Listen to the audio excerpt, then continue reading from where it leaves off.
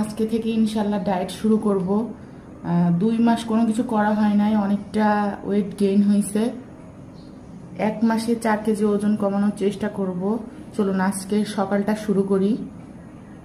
2 চামচ ইসবগুলের ভুসি দিলাম, আর হচ্ছে একদম অল্প পরিমাণে একটু মধু দেব।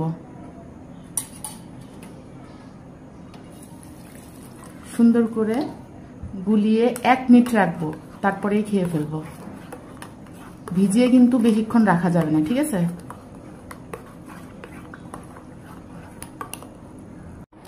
আজকে সকালে নাস্তা বানাই নাই, তাই ফাঁকিবাজি নাস্তা। 3টা টোস্ট বিস্কুট, একটা সেদ্ধ ডিম, আর হচ্ছে ব্ল্যাক কফি চিনি ছাড়া। আমি কিন্তু কফি খাই, কারণ কফি না খেলে আমার মাথা ব্যথা করে। অনেক সময় গ্রিন টিও খাই, যখন ডায়েট করতাম তখন গ্রিন টি খাইতাম।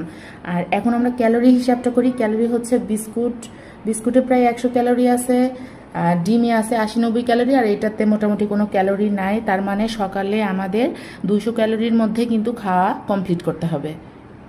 11টা থেকে 12টার মধ্যে কিন্তু আমাদের খিদা লাগে, এটা স্বাভাবিক। তখন আমরা একটা দেশীয় ফল খেতে পারি। ফলটা যদি মিষ্টি কম হয় তাহলে বেশি ভালো হবে, তাহলে ক্যালোরিটা কম হবে।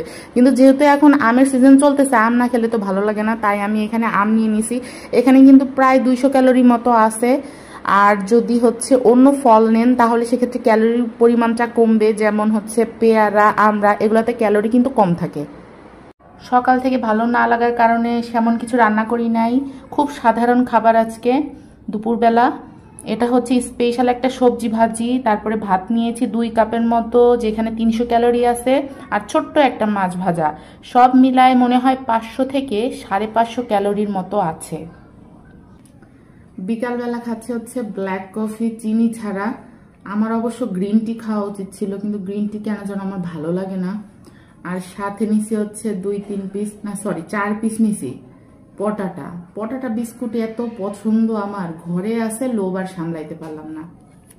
আর রাত্রেও ঠিক দুপুরে যেরকম আমরা অল্প পরিমাণ খাইছিলাম ওই রকম খাবো।